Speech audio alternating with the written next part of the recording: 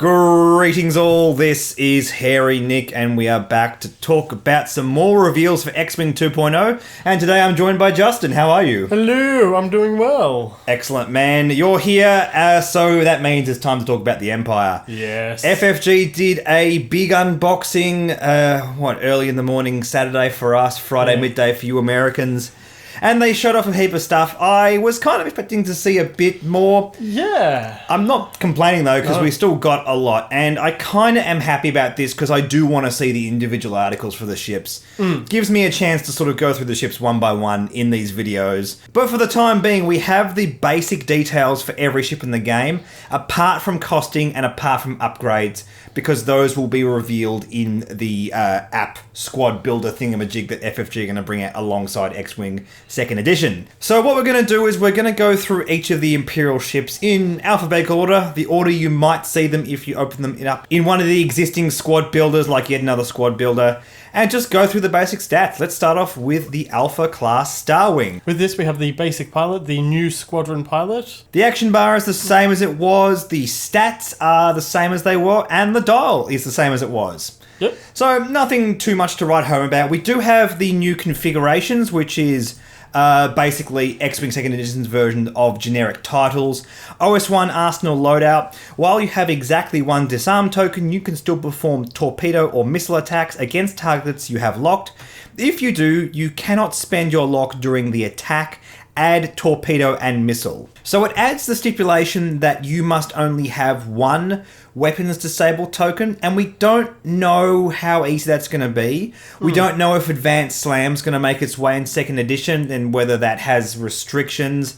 A lot of the cards that do that kind of stuff in 2nd edition seem to be really reined in. Like, there's no push the limits, which lets you do any action off the back of any action. Yeah. I'm guessing if Advanced Slam is going to be a thing, it's going to mean you can do a linked action, maybe just focus or target lock, or maybe you can take another action on your action bar and be stressed. I don't know. I feel like there's going to be some limit, even for Advanced Slam in its nerfed form. And also it's worth pointing out that adding the torpedo and missile, well, we don't know what the upgrade bar is for the Alpha Class Starwing. It might not have a torpedo and missile like the old version did. That's true. Where it basically went from 1 to 2 of each of these, which could be significant. It basically might mean that the ship can't take missiles without this title.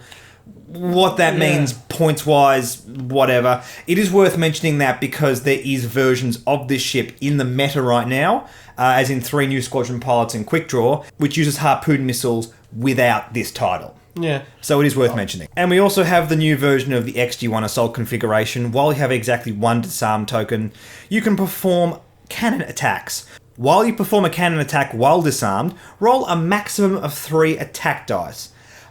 Which is good. It means you can't take this with HLC, but that's probably fine. The old version also had stipulations. It had to be 2 or fewer squad points in the old version. So this still means you can take equivalents of the Mangler cannon or ion cannon, depending on how those work in the new game. Does this mean that you could take the heavy laser cannon but only roll 3 dice? I don't know. That seems ambiguous to me. Yeah. Yeah. Because I just quickly read that and I'm like, hang on. Yeah, whether you can just use a sort of nerfed version of heavy laser cannon. I mean, wouldn't feel good having to hit something with your bullseye firing arc and only roll 3 dice, but still, it's great to be able to take weapons disable token and still shoot.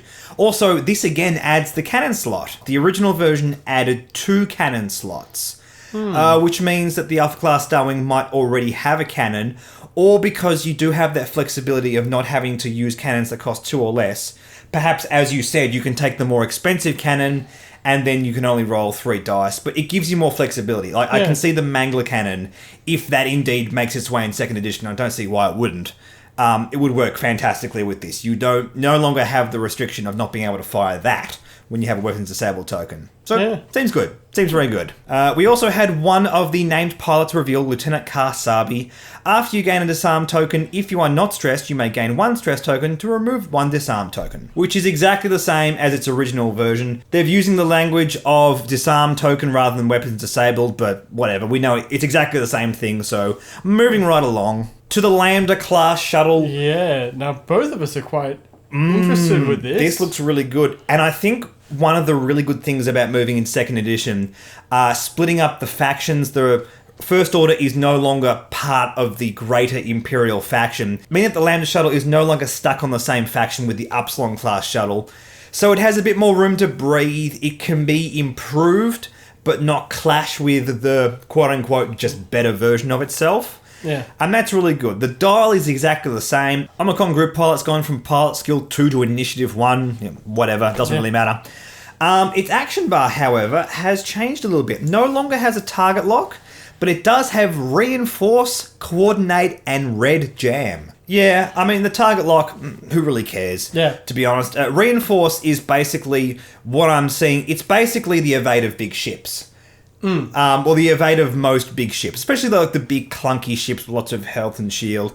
It really did make sense bringing it into the 100-point game back with the Azatak, but it doesn't make sense only having it on the Azatak, and I'm really glad to see it on other ships, yeah. Red Jam, yeah, cool. And also, what's been added onto the bar, the health has changed slightly. From 5 shield to 5 hull, we now have 6 hull and 4 shield. Yeah. Always just tilting the scale a bit more towards hull because they want crits to be a more relevant thing throughout the game. Which makes sense. Yeah, I'm not fussed with that. It's good because criticals overall seem to have been a bit nerfed, and we'll talk a bit more about that. We'll reveal the whole damage deck at some stage on the channel. One more thing to talk about, it does have a rear arc now, which is the 2 red dice. Kind of like an auto cannon they used to have to chase off people that were trying to blow up planet shuttles. You'd be like, no, go away. No, go away. Don't want you snooty people. And it's not like an auto blaster or anything that shoots automatically. It's just a rear arc, and I think that's right. Yeah. Again, we're talking about the good signs that are coming from 2nd edition. The fact that they can assign different primary attack values to different arcs, I think, is a very significant thing. Yep. Because it would have been a bit awkward just having a rear arc with 3 red dice. It would have shared too much space with the fire spray. And I'm just glad they can do this kind of stuff. It just makes a lot of sense. And it means the ship isn't just dead in the water if something gets behind it. Next, we have the updated TIE Advance. An updated dial. We have 2 banks have now been changed to blue, which is the old equivalent of green. Talon rolls at speed 3. Excellent. Yep. A nicer dial all around. Just more stuff added. Oh, and the 1 straight, which was sorely missing from the first one. Also, the original fix is now baked in. It's also baked in the title. TIE Advanced X1 was that old title card, and the Advanced Targeting Computer was that old systems upgrade. Yeah. It's changed slightly. While you perform a primary attack against a defender, you have locked, roll an additional attack die, and then change 1 hit to a crit. It was originally just add 1 crit result, but they are steering away from that massively. Adding results is a very powerful effect, and it's kind of something we don't want to see too much of because it's very spiky in terms of gameplay. Also, the action bar has lost the evade action, but it does have the focus linked to a red barrel roll. And of course, we can also talk about Darth Vader, because now he has basically been unlocked to the point where it doesn't seem like there's a hard cap on his actions. He can do that ability multiple times a turn. He can theoretically do all 3 actions if he just spends 2 force tokens, which seems really, really good. Worth noting, very significantly on Vader, he can no longer take engine upgrades. Engine upgrades is now an upgrade card which changes a red boost to a white boost. Yeah. So while Vader's ability, yes, is more potent, he can no longer take the boost action, and that's significant. It'll be interesting to see whether he ever has access to upgrade cards with actions on them. Because because there's no stipulation on his ability whether it has to be on the action bar or on a card. And that could potentially lead to a lot of powerful things. Definitely something worth keeping an eye on, that's for sure. Yeah. So next we have the TIE Advance V1. It was originally called the TIE Advanced Prototype. Yes.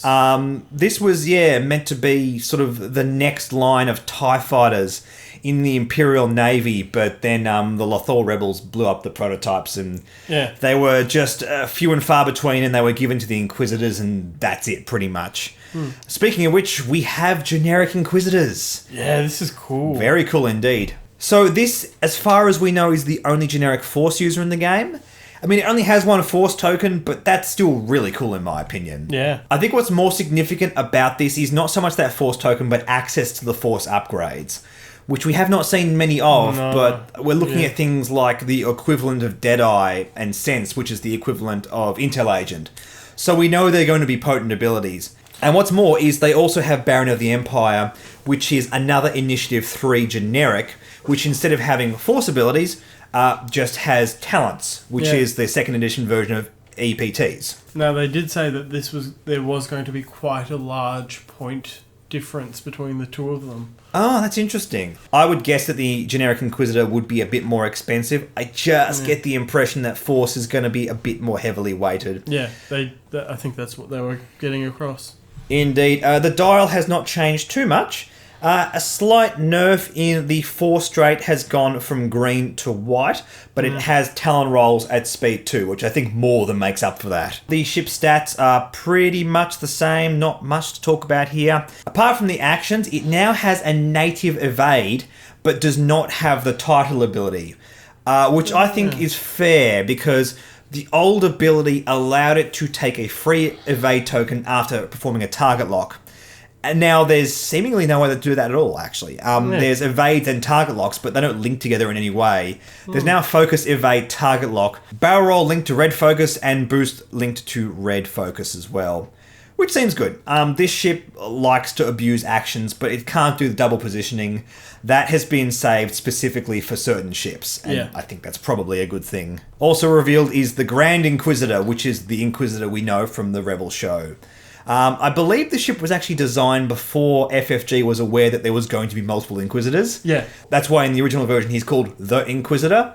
They didn't know. Yeah. Also, the Grand Inquisitor is unique. Makes sense. Because he's the Grand Inquisitor. Initiative 5, which is pretty much equivalent to Part Skill 8. Yeah. This ability's got a massive upgrade. And he also has Force tokens, which in itself is a good thing. But basically, while you defend an attack at range 1, you may spend a Force token to prevent the range 1 bonus. And while you perform an attack against a defender at range 2 to 3, you may spend a Force token to apply the range 1 bonus. So you're getting rid of your opponent's range 1 bonus as well as the original ability of making you always have the range 1 bonus. Yeah, this reads so much better than the original. It does for sure, and you can choose not to use it if you want to save those Force tokens because you can use them on defense. Yeah. You can use them to change focus results, only one at a time, but these are tokens that don't go away. The top bit almost reminds me of Kanan Jarrus a bit. Yeah. Which is interesting because this is the anti-Kanan in terms of canon. Yeah. Preventing the bonus. I mean, it doesn't just get rid of one dice. That original Kanan ability is better. Oh, yeah. But is it better than both of these abilities together? Probably not. This is great. This is really cool. The Inquisitor, in my eyes, was always a fantastic ace, and he's just going to get better by the looks of it. Alright, the details for the TIE Aggressor. Focus, target lock, barrel roll to red evade, and this is the only linked action that does not appear elsewhere on the action bar. Yeah. The only way to evade is to link it to a barrel roll, and it must be stressed as well, which is, whatever. Yeah, I kind of like it. Quite clever. Yeah. The ship's stats remain the same, 2 red dice, 2 green dice, 4 hull and 1 shield. And the dial remains the same. A relatively recent ship, so wasn't expecting too much of an upgrade here. Moving on to the TIE Bomber with the Scimitar Squadron pilot at Initiative 2. Now, we have a baked-in fix for the TIE Bomber that's different from the old fix. Yeah. Which is cool, yeah. Yeah, kind of nice. I like it. This is Nimble Bomber. If you would drop a device using the forward template, you may instead use the left or right bank template of the same speed instead. Which is cool, so if you have any speed modifiers on your drops, like the old Bombardier... Yeah. I know bombers don't have crew. Be interesting to see how that works. We'll see if there's any kind of modification that can do that. But it's really good. I kind of get the impression they're shying away from TIE Shuttle. Yeah. Especially with the Reaper coming into the game. When they start bringing out more ships, they could do a TIE Shuttle as well. Theoretically, we don't know if they're going to do future fixes or changes to ships the way they used to do. I get the impression they don't want to keep re-releasing ships, so we'll see what happens. We'll see what happens. Change changed the design slightly, and Yeah, at least with TIE Shuttle, it's a different design direction. It's not just fixing the original design. Yeah. I will say, though, that I do like Nimble Bomber. I think it is doing more of what the bomber wants to be doing. Oh, yeah. It's playing around with bombs. We don't know if it's getting the extra bomb slot so it can take bomber generator, so fingers crossed on that one. The only changes to the dial are it adds a 3K turn, and the 2 hard turns become white. Which is good. I mean, Yeah. it's a TIE. It should be a bit more maneuverable than it was. Makes sense. The action bar has focused target lock barrel roll like it always used to, but the barrel roll also has a linked action to target lock. Cool. Yeah. That's what the ship wants to be doing. And it has reload. It's an ordnance carrier. They have reload. It's now a thing.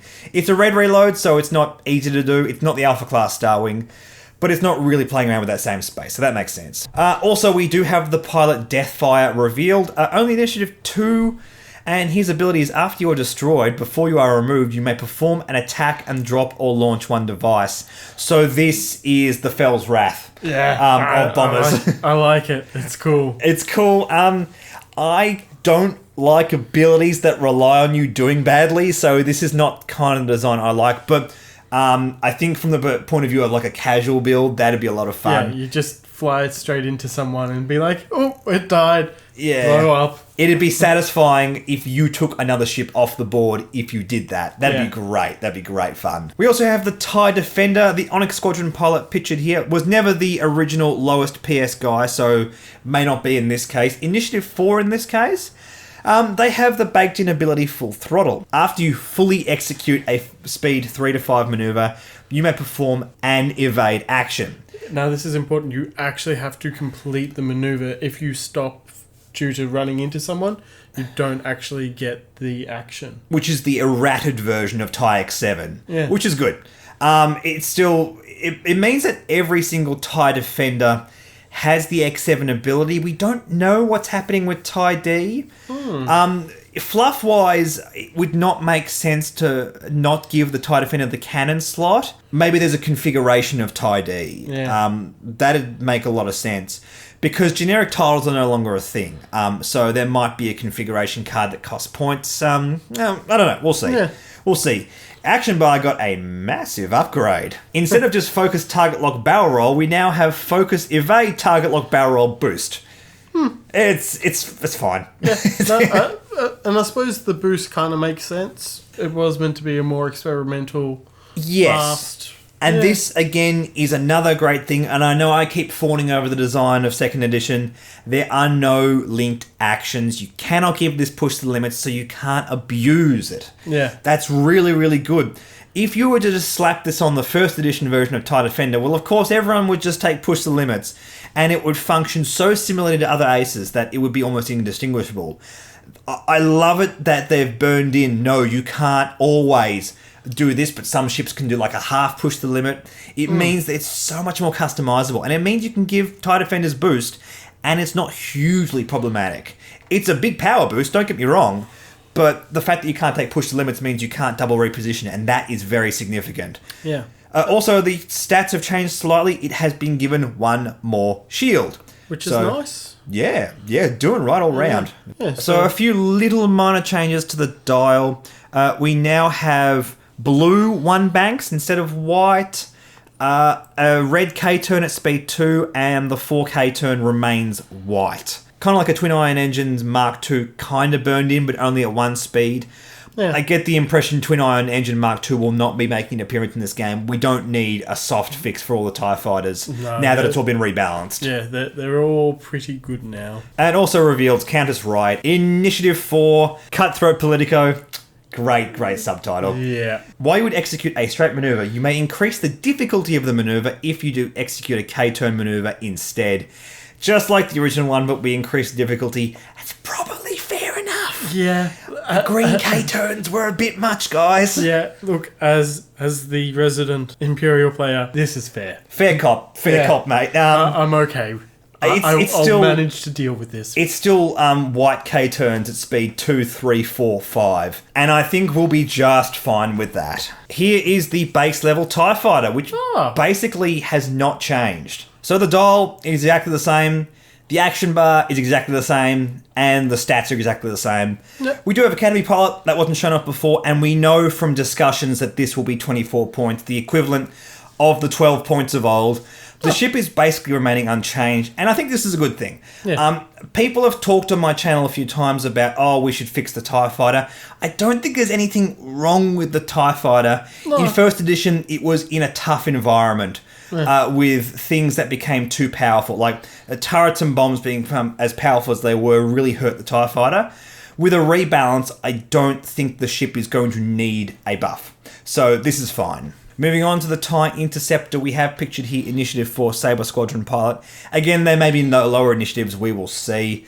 We have auto thrusters burned into it, but it's not auto thrusters as we remember it. Yeah. This is essentially push the limits that allows for any repositioning. And then this is the only ship that can do a boost or barrel roll as a red action after any one of their other actions, which is really powerful. So this is something that push the limit granted on the TIE Interceptor, the Protectorate Starfighter, the Star Viper, the TIE Advanced Prototype, and now they're saying, no, guys, this is a fundamental part of the Interceptor. Those ships can't have it. Only the Interceptor can do this now.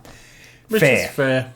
It's the only one that can do a barrel roll boost or boost barrel roll. I think there are combinations. Yes, the A-Wing, for example, can do barrel roll boost. Yeah. But this can do both in any combination you want, and it can do both of those actions off the back of a focus or evade as well. The ship's stats remain unchanged apart from that. And at 3 speed, instead of having a K-turn, we have Segnor's loops. And the 5 speed K-turn's been knocked back to a 4. Yeah, it seems good. Yeah. It can do things at speed 3 or 4, keep things a little bit closer, I guess. Makes a lot of sense.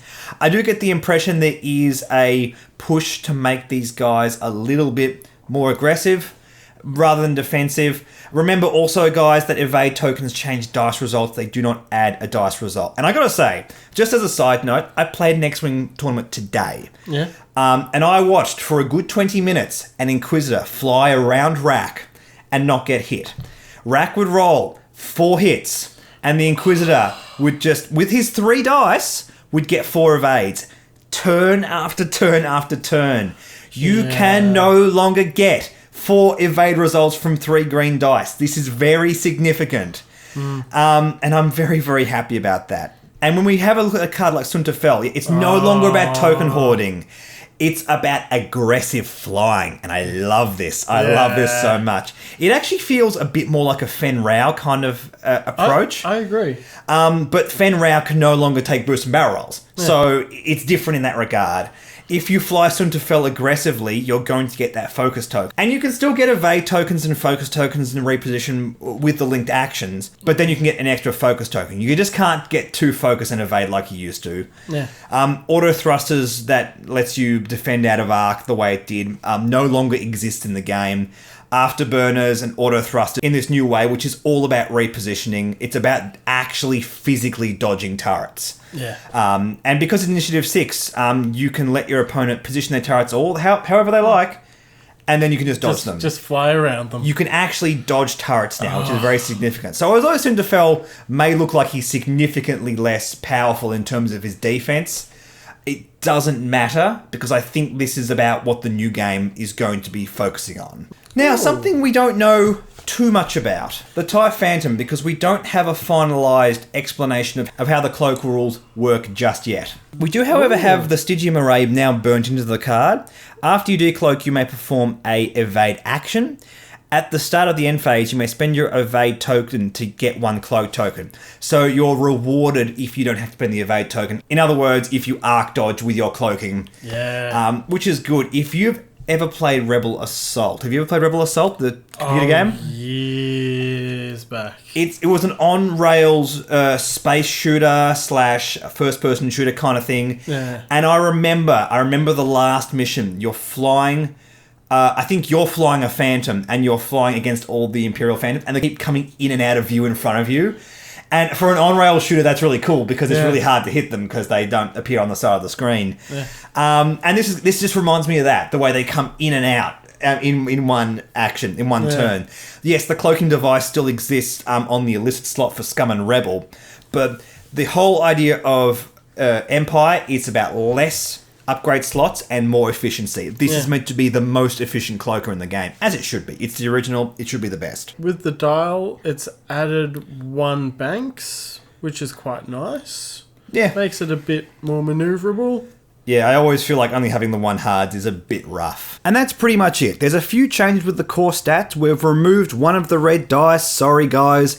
We no longer get that big, disgusting 4 dice attack. But look, again, we haven't seen the details on how cloaking and decloaking works. And we don't know the costing yet. So in terms of power level, that's a bit hard to gauge. Also, we have 1 hull added to the ship. Again, FFG are trying to push crits a little bit more. So this ups the chances of this ship getting crits. Let's move on. To Echo. Yeah, Echo is now Initiative 4. When you decloak, you must use the 2 bank left or right templates instead of the 2 forward templates.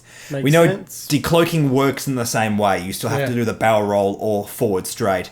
We just don't know fully about the timing yet. Unless that's been talked about in some interview or some podcast. If one of you guys knows in the comments, just let us know, because I'm really keen to know about that. Yeah. Apart from that, Echo is pretty much a functional reprint. Moving on to the TIE Punisher. Yeah, this is going to be an interest, because I originally bought one of these and I literally bought it just for the upgrades in the pack because there were so many of them. It's currently the Empire's best bomber, but it's not really good at it. No one uses it, yeah. Yeah, bombing's not really something we do on the Empire right now. And look, I think it's got scope for improvement, and I think this, while subtle, will go some ways to fixing that. The core stats of the ship have remained unchanged, and we also have a bit more in terms of actions. We used to have focus target lock boost, now we have focus target lock boost, red barrel roll, the boost can also link to a red target lock, and we have reload. Which again makes sense. Makes sense. It's a white reload though. Yeah. So you're getting a bit more bang for your buck. I mean, it's essentially the upgraded bomber. I get that. So it should function a bit more efficiently. Also worth noting, this is moving on to a medium base. Now, in terms of the dial, not too much has changed. No, actually, a fair bit's changed. Well, all the numbers and everything are the same. Yeah. Apart from that 0, we got a full stop. Nice. Got the full stop. The 2 hards have gone from red to white. And the 3 hards have gone from white to red. Yeah. Okay, so now it's favouring the slower manoeuvres. It makes sense. It's a big bomber. It looks quite heavy to me, if I had to be honest. If you think about it, it's literally got 3 more additional bombing slots on it compared to a TIE bomber. So yeah, for sure, man, for sure. Looks good. Not too much to say about the core ship. We also had revealed Death Rain, Initiative 4. After you drop or launch a device, you may perform an action. Very different to his old ability, the way he could throw bombs forward and do the barrel roll out of the way. I always thought that was a bit sloppy, a bit too wordy. I like this a little bit better. Just being able to take an extra action just seems solid and uncomplicated. And I like that. Now, the TIE Striker. Ooh, I'm very happy about this. I need to buy these. Again, another example of why cleaning up the rules of the game is a good thing. Because now you don't have the option to not take adaptive Elronds. Adaptive Elronds is exactly the same as it always was. Before you reveal your dial, if you are not stressed, you must execute a white 1 bank left, right, or straight maneuver. And that's really good. And the reason this is significant is because FFG did not originally put bombs on the TIE Striker. And now they're putting bombs on it because the flexibility of being able to take the title or not taking the title was deemed too much of an issue with bombs in the first design. For whatever reason. I don't know. I'm not part of the design team, but that's what they said. Yeah. And it makes a lot of sense. The dial is significantly different if you don't take the title. And that's not really what they wanted.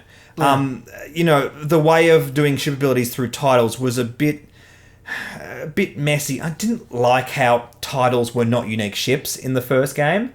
It felt like that's not what they should be doing. So the core stats of the ship and the action bar have not changed, but there is a bit of change on this dial. Yeah. We have green, or blue in this case, 2-speed banks. That's changed. The 2 S loops are still there, but we also have a 1K turn. As opposed to the 2K turn. Yeah. Which I kind of like. Yeah, that's very interesting. It just means that it can spin on a dime, basically. And it can't because adaptive Elrond is burned in. Yeah. That's the key difference here, Justin, because it can't just do it on the spot. It must do the one forward and then turn around. Yeah. And that's kind of representative of a longer K turn if you think about it. Yeah. If you do like the curved one, it's kind of like an S loop. Kinda, yeah. Yeah, kinda not. But yeah. And that's why there's a 1 K turn. I don't think there's any other reason they put that there. On the original one, the K turn was at 2 speed, but that's because they had to kind of consolidate between potentially having the Elronds and not. Yeah. They had to make sure it couldn't just turn on a dime, because that's really not what they want to be doing with the ship. All right, your favourite ship, the Decimator. The Decimator. Become very different, basically. Yeah, mainly that action bar I'm looking at from focus, target lock, reinforce, move the arc, and re-coordinate. And a double firing arc instead of the original 360 makes sense. It's good. I'm not fussed with that. Yeah, I like that. And auto thrusters is no longer a thing in the game, so it makes sense to go down this route. Basically, what this is, the mobile firing arc indicator points backwards and forwards completely in a straight direction, if that makes any sense. So if you're pointing out the front, you're also pointing at the back. If you're pointing at the left, you're also pointing at the right. Yeah. Which is good. It means that your arc is less susceptible to arc dodging. If your opponent has 2 aces, well, at least you'll hit 1, hopefully. I guess that's the thinking there. Apart from that, the stats are the same. The dial has changed a little bit, though. Yeah, all the original ones are now blue. And we've also added the ones hard as a red. Yep, which seems really good. Yeah, 2s have had a bit of a nerf in that the banks that were green are now white. Yeah, they've moved down to the 1 speed. It's like the whole green sector of that dial has moved back 1. Yeah. And apart from that, that's it. And there is no way this ship, and I've got to repeat this again, can take engine upgrades. Yeah. Very significant. Yeah. And that means the dial can be a little bit better or worse, depending on how you look at it. Yeah. So I'm kind of upset, but at the same time, I'm not really. I think it'll be fine. It'll be fine. Having reinforce, I think, is significant. Again, it's like the evade action of these larger ships, and the Decimator did not have evade originally. No, it did not. So I think that's very significant. It just took it. Yeah. It just took all the damage. And now there is some kind of a way to mitigate that. We don't know if there's going to be like a Moff Jared equivalent that allows you to use crew cards to mitigate damage. We'll see what happens with that, but at least having the reinforce for now is going to be very helpful. Speaking of Moff Jared, some new cards. What wasn't actually revealed, but they did talk about Grand Moff Tarkin. Yes, they mentioned that they were working on a design for Grand Moff Tarkin. Yeah. Now, he was originally a huge ship-only card, so if they're redesigning him and they put him in this pack, that means it's no longer going to be the case. Yeah. And he might, I don't know, come in the Lambda shuttle or the Decimator or something. I guess we'll find out. But worth noting, because this was previously an epic-only card. We've got some new characters too. Sienna Ree, I don't know. Names are hard to read in Star Wars. Imperial must have the coordinate. After you perform a coordinate action, if the ship you coordinated performed a barrel roller boost, it may gain 1 stress token to rotate 9 degrees. This is just nice. This is very nice. Especially if you've got maybe a Decimator. Little ace dude. Yeah. Yeah, for sure. I think it's going to be better on the higher initiative Decimators, which means it could theoretically work alongside a Swarm, but I think rotating your aces is going to be more powerful. Here's the new version of Darth Vader. Yeah, this is interesting. Indeed. It adds a force token that replenishes. Yep. At the start of the engagement phase, you may choose 1 ship in your firing arc at range 0 to 2, which means it can be touching, and spend 1 force. If you do, the ship suffers 1 damage unless it chooses to remove 1 green token. This is another big thing that they're talking about. They want to give people the option of getting around really oppressive, repeatable effects, like Asajj's stress, and in this case, Vader's damage. Yeah, I'm not sure about this. I understand why they're doing it, and I suppose realistically you're not damaging yourself anymore. Yeah, that always felt like a Scum ability to me. Yeah. Vader came out before Scum, but damaging yourself to damage your opponent feels very scummy. And Vader just looks at a ship and just starts to crush it with its mind. Yeah. So it kind of makes sense to me. It's still sort of the same design space. Yeah, I don't like the idea of the fact that they can get around focus. But Justin, this is what I'm saying. Yeah. Automatic damage. No. Yeah. They're moving away from that. You have to fly around it. Look, getting rid of green tokens is still good. Yeah. Yeah, I suppose it's not nothing. It is empowering your opponent. Yes, they get the option, and they'll always do the worst thing possible for you.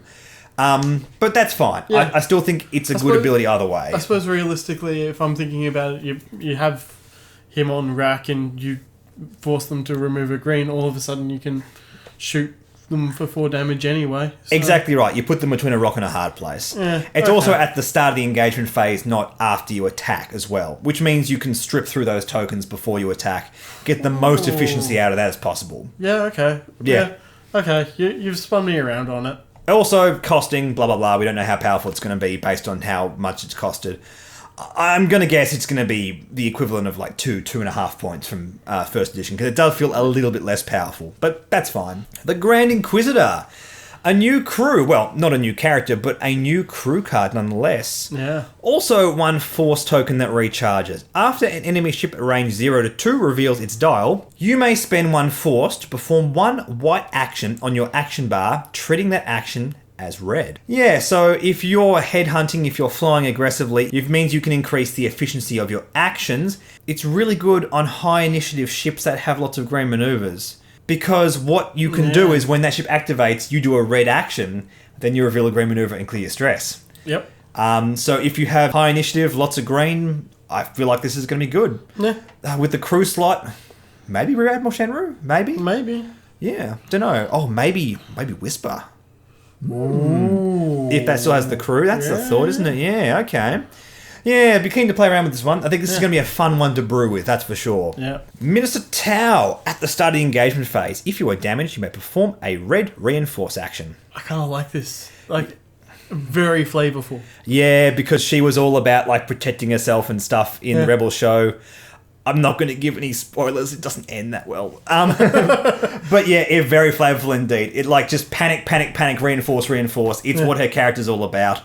Simple. Don't know costing, so again, that's hard to gauge power level. But just seems like a good flavorful match for what she's trying to do. And just another good example of a character that they obviously wanted to put in the game at some stage, but didn't rightly have the right platform. These packs are a good excuse to do that, which I like to see. Admiral Sloan. Interesting. This is a character from the comics that took over the control of the Imperial Navy after Palpatine died. After another friendly ship at range 0 to 3 defends, if it is destroyed, the attacker gains 2 stress tokens. When a friendly ship at range 0 to 3 performs an attack against a stress ship, it may reroll 1 attack die. This swarms. Yeah. Swarms, for sure. Yep. Yeah, you'd be pretty happy with this on a Lambda and then have a whole bunch of ties around you. Yeah, for sure. I mean, it's all about balancing that kind of stuff. Like Lambda and tie swarm. Is that going to be a thing? I think it could. It might be. I don't know. Like it's kind of happened in the past with Wampa and Palpatine, but I don't know. I like this a lot. The devs, when they were revealing this, by the way, were talking about how the second ability activates the first one. I don't think that really matters, to be honest. No. I think the second ability is still good by itself. Yeah. Because of red linked actions and red actions in general, ships getting stressed by themselves is going to happen throughout the game, and you're going to get that advantage. In fact, you could look at this as a big deterrent from preventing your opponent from using red actions. Indeed. Which is usually the ship's most powerful actions. Yeah. Or red maneuvers, or anything like that, because it means that your TIE Swarm could just pounce and just improve their attack efficiency right across the board. This is cool. Yeah. I like this card a lot. Yeah. Again, another great card to brew around with. I think as we approach the release of this, we're going to have to talk about brewing with these various cards, because lots of really cool new design space with some of these. And of course, the man himself, Emperor Palpy Palp. Yeah. Only grants 1 force token, and what this is saying is the maximum a crew can give you is 1 force. Yeah. The whole idea is, well, This crew does not have control over the ship, therefore they can't exert their full influence. Obviously, if Palp was flying the ship, it'd have 10 force, because it's Palp. Yeah. 1 force replenishes. While a friendly ship defends or performs an attack, you may spend a force to modify its dice as though that ship had spent a force, which is change 1 focus result. Yeah. Now, just quickly, if you want to, you could add, if you have the ability to add additional people onto the ship that also have force tokens. Yes, it indeed. does mean that you can use those force tokens as well. Or if the pilot had force. Yeah. I don't know if there's going to be a shuttle or decimator pilot that can take this. Yeah. Don't know. We'll see what happens with that. Obviously, he can't go on Kylo Ren because that's First Order. Yeah. You can put Palp alongside Vader if there's still 3 crew slots in the decimator. Yeah. Which they were kind of hinting there wasn't, but that may have been a mistake when they were talking. But anyway, we'll find more about that later. But that'd be good because then you could potentially push up the power level of Palp. Because where he stands, I feel like he's slightly worse than he is currently. Yeah. Not being able to turn blanks into crits, I think, is a big step down. It's great that you can spend these tokens retrospectively. You don't have to announce the dice result before you roll, like the current nerfed version of Palp. I think that's still good, but only being able to change focus results, you're probably going to have focus tokens in most desperate situations, especially with aces. Yeah. So I really think the way to push the most efficiency out of Palp is looking at builds with Vader or the Inquisitor, or depending on how that works. That's just my thoughts moving forward. I don't know what impact it's going to have on the new environment, but I just get the impression that he'll need a little bit more of a push to become anywhere near as significant as he is now. Yeah, I think it's at least definitely going to have a nerf on his points. He's not going to be worth double. I'm thinking he was 8 in the current thing. Yeah. I think it's going to be like 5.5 or 6. Which would be like 10, 11, 12, something like that. Yeah, I'd go maybe up to 14, but not much more than that. Yeah, the equivalent of 7. At least like a 1 or 2 point reduction in the old speak anyway. Yeah. And that is it. That's all the new stuff we have revealed for Imperial content for X-Wing 2.0. Yeah, I'm excited. And I think also as an Imperial player, what is most significant for you is actually what's going on with Scum and Rebel.